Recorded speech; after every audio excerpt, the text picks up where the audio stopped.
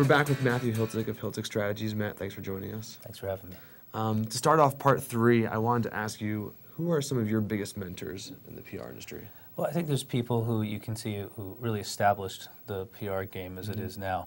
Obviously, Howard Rubenstein is someone who did an extraordinary job of it and has had really an incredibly distinguished career in what he's been able to do. And Dan Cloris was someone who really mattered a lot to me. He helped me get my first job and recommended me for it at the New York State Democratic Party.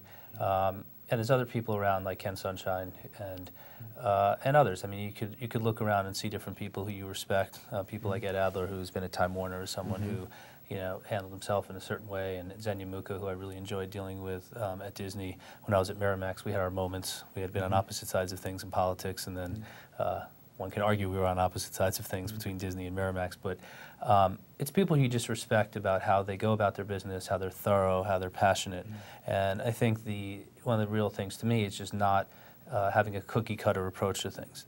And if you were to expand your firm, what would you look for in new hires? What does it take to make it in the PR industry these days? Well, I think there's differences in different places. I think when you're looking at big firms, there's a lot more variety in terms of experience and skills. One of the things I've always tried to do in the places where I've had the chance to hire was to have people who bring different things to the table. So, right now I have someone who had a background in television, another person had a background as a paralegal, another one in more traditional PR, another one who, did things on the film side. And so to me, I think it's being able to understand what you're good at and how you can make yourself that much better by bringing those skills to the table and having a lot of different voices and a lot of different perspectives so that you can, as a whole, be a lot better than the sum of the parts. And so I think when people, the suggestions I would have for people is just be really smart about what you're including on your resume and describing the type of work you did, but even more importantly, when you get into the interview, not looking at your resume just as very linear, where it's just like, and then I worked here, and then I worked there, and then I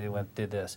But it's more about in terms of the type of skills and the type of experiences and the type of capabilities that you have as a result, where then it's almost secondary about where you did them. Sure. It's more important what you did, because that's what the person's going to care about going forward. And what are some of the biggest lessons you've learned since you launched your own agency? Well, you need to have, I'm very fortunate, I have a COO, who's someone who I've known forever, who was my CFO in my last place, who, Roni Gross, who's been great. He's someone who has a financial background, he has an MBA, and it basically was having someone who can oversee all the finance, the operations, the IT, the HR, just all the different pieces that go along with it, because it's knowing that he's better at that than I am. Sure. And so if he's able to do that, I can focus on other business. That's one key thing.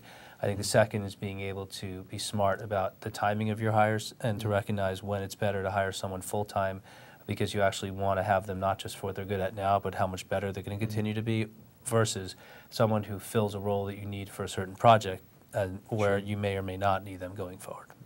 And you're only 37 years old, yet you have an extensive career working with big names in the political arena, the media arena, and both agency and in-house experience. What are some of the biggest differences, agency, in-house? Do you have a preference over one or the other? I'm really enjoying the idea of having a firm because of the diversity of experiences. I mean, for me, I guess I was really fortunate that even my in-house opportunities when I was at the Democratic Party working for Judith Hope, you had candidates all across the state. You had elected officials. You had all different things that were going on, especially the '98 cycle. And that was sort of the year where it was almost like having a lot of clients. And then in '99, when it was so focused on Hillary's listening tour, it was sort of like having one that you were working towards. So there I got both. At Miramax, it was something by dealing with television, books, film, and all the other areas that I mentioned in, I believe, part 2 of this discussion, that again, it was almost like being in an agency because you had so many things. The difference was you had one boss, or two. You had Harvey plus Bob. And, for me, I enjoy this type of work. I have other friends who prefer to be able to focus on just, one particular company, and there's a loyalty that's there. But I try to be able to build a similar loyalty and relationships within the folks that we have working with us now, so that we almost feel like our own in-house operation of sorts. And let's say, hypothetically, you have a client, let's say a brand, and they say, Matthew, you guys have been doing great work, but you know what, it's time to pull the PR in-house. What would you say to them to keep the account? I mean, I would just give my honest opinion. I mean, sometimes it is the right thing to do. Yeah. I mean, to me, it's really important to have candor with your clients. to be able to understand how to express your real opinion, and sometimes where it's not going to necessarily be the best thing for you. But I think if you try to push yourself as providing an unnecessary service to them over time, that just strains relationships and credibility, and that isn't good over the long term. Hopefully, thankfully we have a diverse enough set of clients and a number of clients where if there are times, thankfully it doesn't happen that often, but periodically if there is not a perfect fit, then at times it's better to walk away rather than strain things. Life's too short. Matthew, thanks so much for joining us. Matthew Hiltzik, founder of Hiltzik Strategies. This is MediaBistro.com's Media Beat.